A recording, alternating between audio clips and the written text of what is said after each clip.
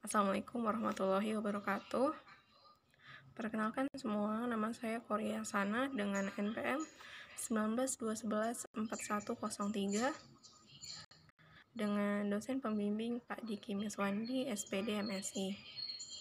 Nah, baiklah, pada hari ini saya ingin mempresentasikan proposal penelitian saya yang berjudul Pengaruh pemberian minyak ikan tongkol atau Iotinus affinis terhadap kadar kolesterol total, baik HDL, LDL, pada mencit putih jantan atau mus musculus secara in vivo. Baik, selanjutnya belakangnya sendiri, ikan merupakan sumber lemak yang berasal dari perairan. Nah, lemak yang terkandung itu termasuk juga dalam lemak termasuk omega 3. Dan kandungan lemak pada ikan sangat bermanfaat bagi kesehatan. Selain itu, ikan juga mengandung vitamin, makro, dan mikro mineral. Minyak ikan sendiri dapat menurunkan kadar kolesterol dalam darah, kadar trigliserida, dan meningkatkan metabolisme lemak dan kadar omega 3 dalam tubuh. Hiperkolesterolmia sendiri itu adalah kondisi di mana kadar kolesterol total dalam tubuh meningkat.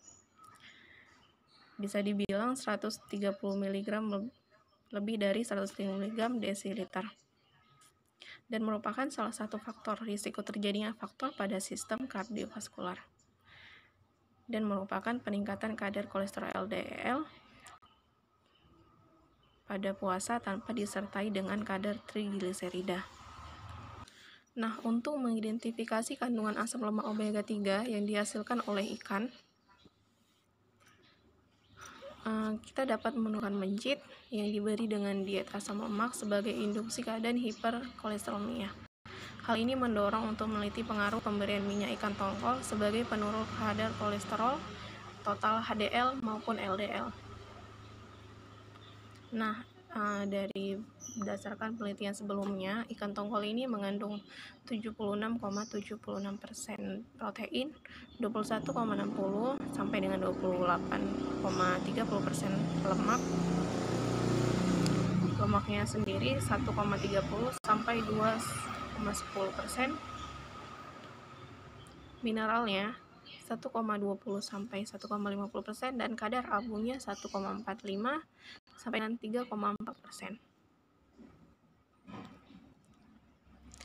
Untuk tujuan penelitian sendiri, pertama, untuk mengetahui omega 3 yang terdapat dalam ikan tongkol atau Iotinus affinis berpengaruh terhadap kolesterol dalam tubuh. Nah, yang kedua sendiri, mengetahui minyak ikan tongkol dapat dibuat dalam sediaan suplemen. Hipotesis penelitian ini sendiri, yang pertama, berdasarkan kadar kolesterol total dapat dipengaruhi oleh asupan zat gizi, yaitu dari makanan yang merupakan sumber lemak. Peningkatan konsumsi lemak sebanyak 100 mg per hari dapat meningkatkan kolesterol total sebanyak 2-3 mg per desiliter. Nah, keadaan ini dapat berpengaruh pada proses biosintetis kolesterol.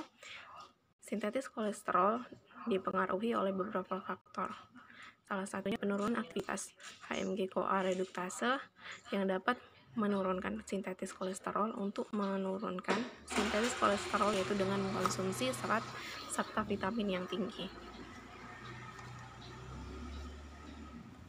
Nah, yang kedua, berdasarkan hipotesanya sendiri, konsumsi minyak ikan bermanfaat untuk menurunkan hipertensi, osteosklerosis, dan artritis. Asam lemak omega 3 yang dihasilkan dari minyak ikan terdiri dalam bentuk EPA atau eicosapentaenoic acid dan DHA docosahexaenoic acid.